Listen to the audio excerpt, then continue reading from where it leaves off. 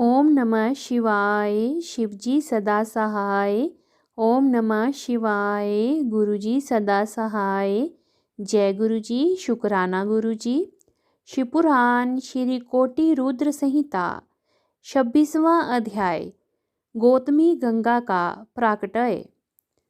सूजी बोले, हे ऋषिगणों, महर्षि गौतम देवी अहिल्या एवं अपने शिष्य को साथ लेकर किसी अन्य स्थान पर जाकर आश्रम बनाकर वे सब रहने लगे।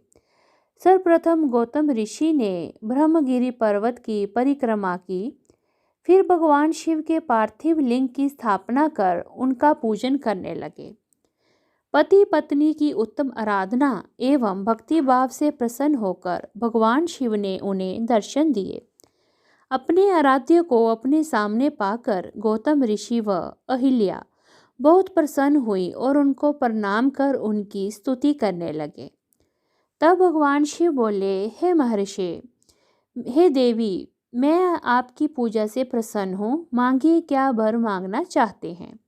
भगवान शिव के वचन सुनकर ऋषि गौतम बोले, भगवान, मुझ पर कृपया करके मुझे गो हत्या के पाप से बचा लीजिए।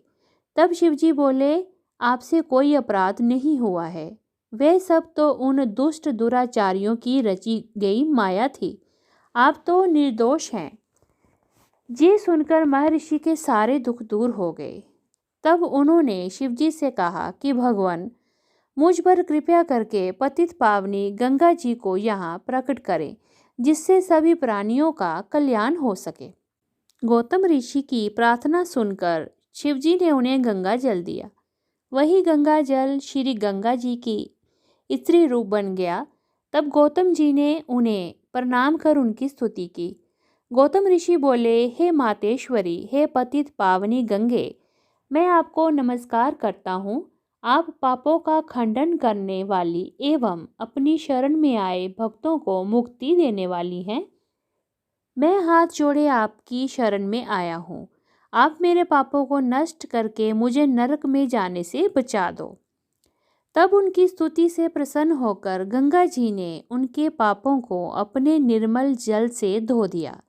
फिर वे वहां से जाने के लिए सर्वेश्वर शिव से आज्ञा मांगने लगी।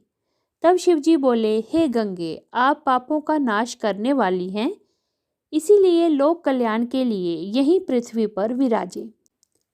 हे कल्याणी, आपको कलयुग में 28वें मनवंतर के समाप्त होने तक यही पृथ्वी लोक पर निवास करना होगा और सच्चे मन एवं भक्ति भावना से अपने जल में स्नान करने वाले श्रद्धालुओं के पापों को नष्ट करना होगा।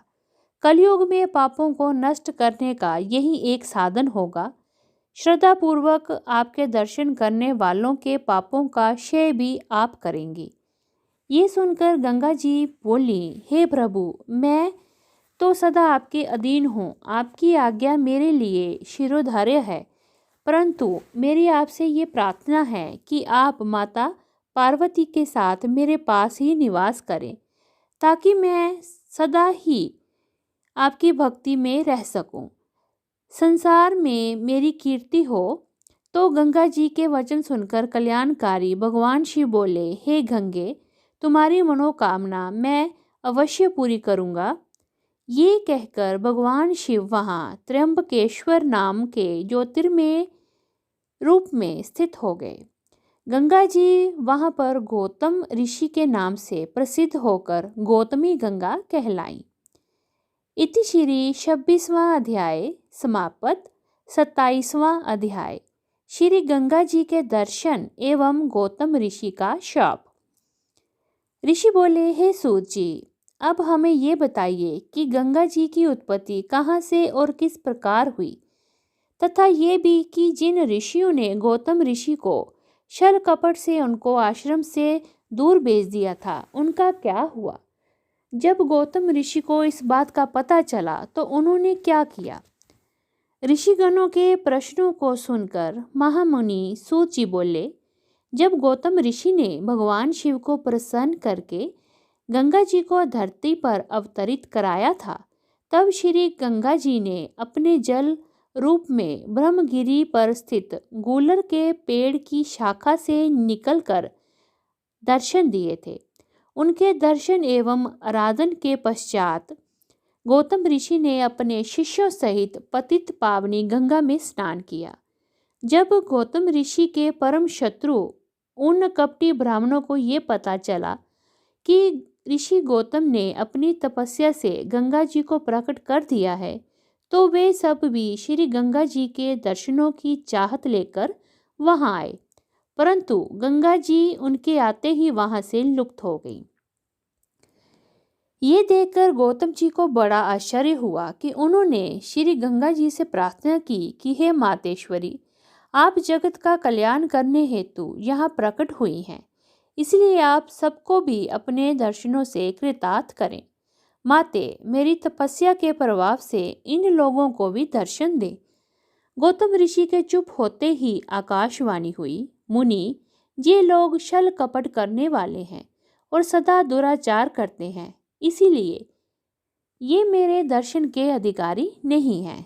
तब ये सब अपने पापों का प्रायश्चित नहीं करने वाले हैं, तो मैं इन्हें दर्शन क्यों दूं? मेरे दर्शन करने के लिए इन्हें ब्रह्मगिरी की 101 परिक्रमाएं करनी पड़ेंगी। ये कहकर आकाशवाणी चुप हो गई। आकाशवाणी सुनकर वह सभी कपटी ऋषि पछताने लगे और क्षमा याचना करने लगे। तब उन्होंने आकाशवाणी के अनुसार ब्रह्मगिरी के 101 परिक्रमाएं की। तत्पश्चात श्री गंगा जी ने उन्हें दर्शन दिए। उस दिन से वे स्थान कुशावर्त नाम से प्रसिद्ध हुआ। ऋषियों ने पुनः सूत जी से पूछा, हे सूत जी, हमने तो सुना था कि गौतम ऋषि ने उन कपटियों को शाप दे दिया था, क्या ये बात सही है? इस विषय में बताइए।